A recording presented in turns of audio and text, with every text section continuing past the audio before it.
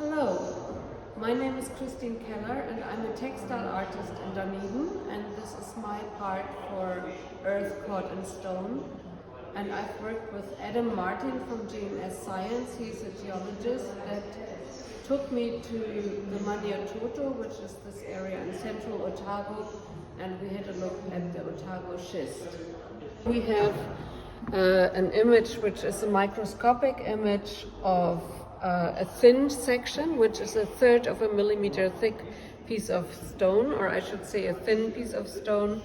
And this was the inspiration for the work. I'm especially drawn to microscopical images because when I was a little girl, my father actually had access to an electron microscope, and he was taking those images himself too, and I was as a child on the microscope to look and see the crystals.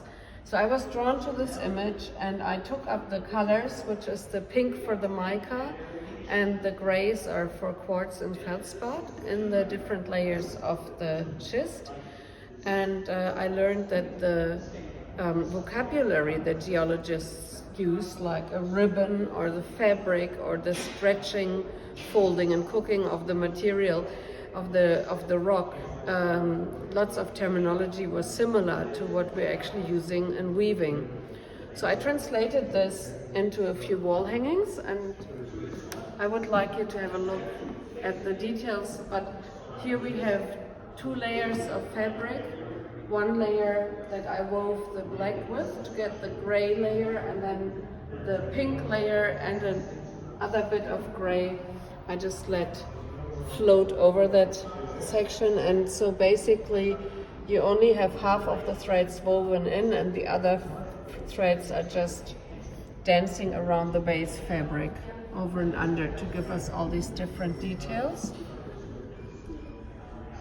And I made another panel where I controlled the threads a bit tightly. This is a double weave, so I wove every thread. It's a couple of layers.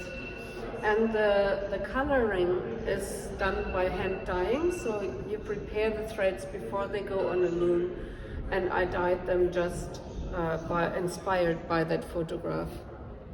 And that's how I came to these wall panels. And let the threads go a bit freely, and I was okay with slight mistakes that were happening.